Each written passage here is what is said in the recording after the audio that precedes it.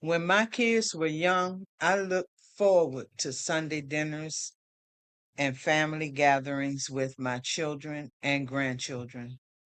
Not once did I imagine having a daughter pass on to eternal life and having my remaining children not speaking to me and having no interaction with most of my grandchildren. Some of the most painful things a parent can go through is watching a child go down a path of destruction, the death of a child and their adult child estranging them. These things can weigh heavily on the heart of a parent like nothing else. With each birthday and holiday missed, hateful words spoken, and unyielding silence, the knife is twisted deeper into the womb. It is natural to grieve the loss, but you don't want it to control your life. Grief can cause you to struggle with anger, fear, or depression.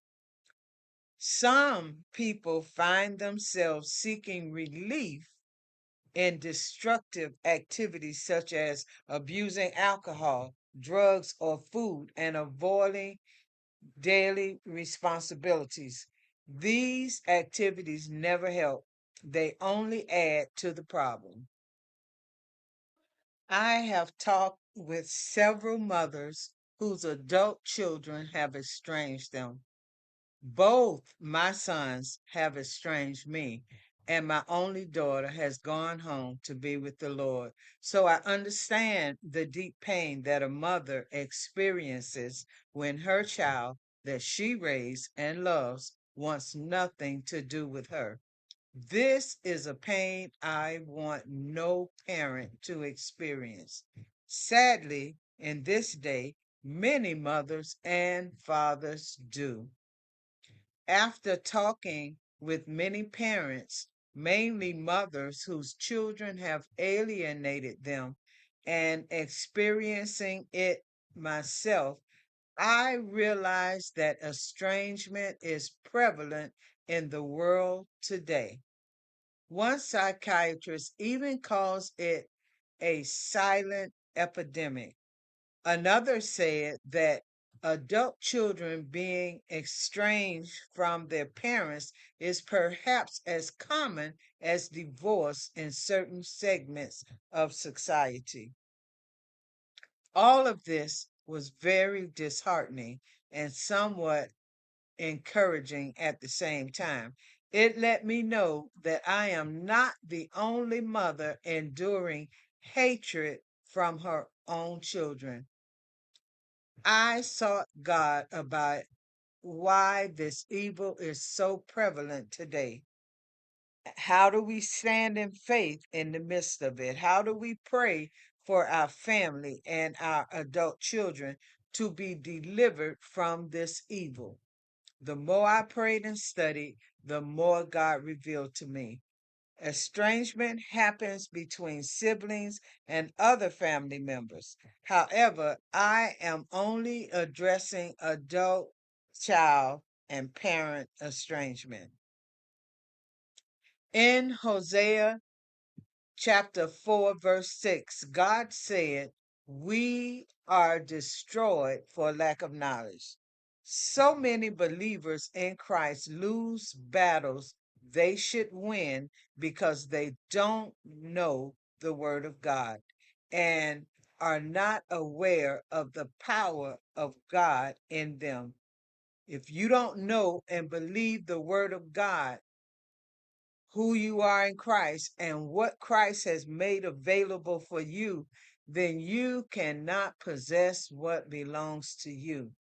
You will lose the battles of sickness, financial lack, family destruction, and every other battle that the devil brings to you.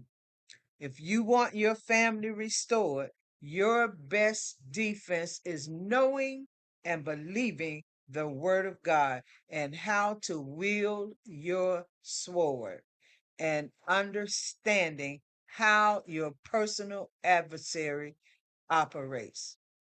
One promise that I firmly stand on is in the title of this book, which is found in Proverbs 11 and verse 21.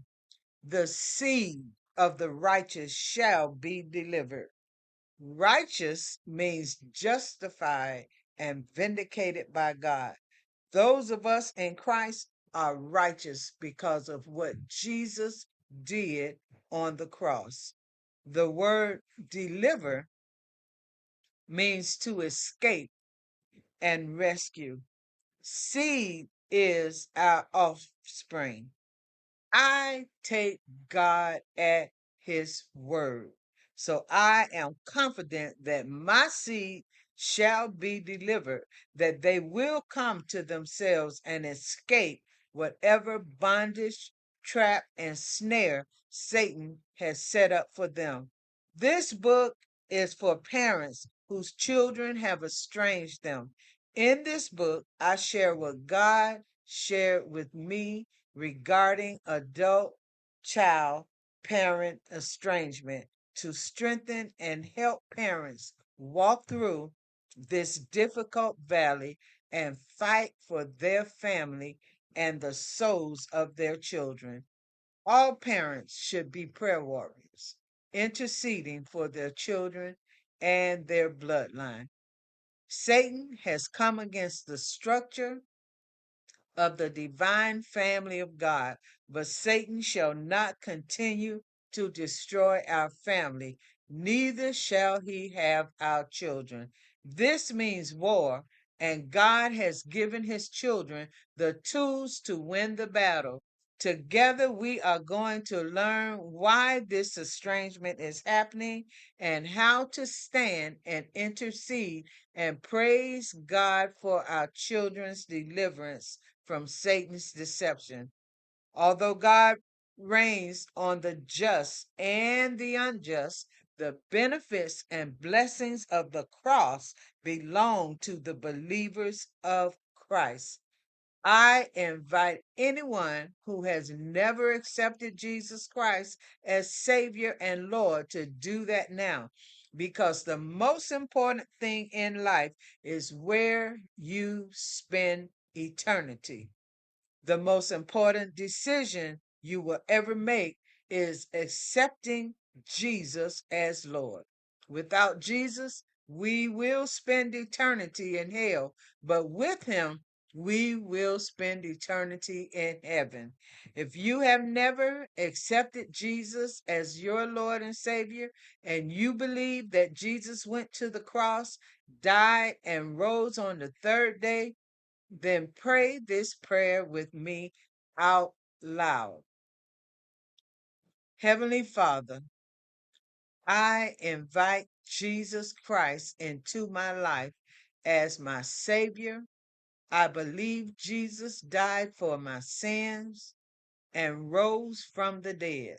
The blood of Jesus cleanses me from all my sins. And from this moment forward, I am a child of God. Amen. If you prayed that prayer and meant it, you just made the greatest decision of your life. I praise God for you and welcome you into the family of God. Thank you for listening to the introduction of The Seed of the Righteous Shall Be Delivered. As we move forward, I want you to listen with faith, expectation, and a ready heart. This message reaches beyond estrangement from our children alone.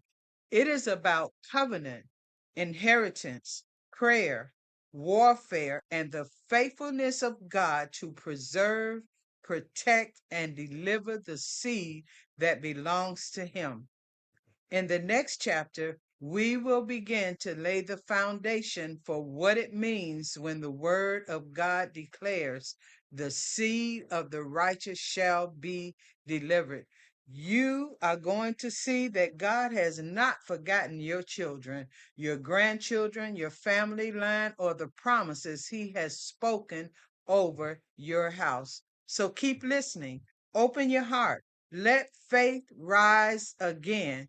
Your prayers are not wasted. Your tears are not ignored, and your seed is not beyond the reach of God. Join me in the next chapter as we go deeper into the promise, the power, and the covenant behind these words. The seed of the righteous shall be delivered.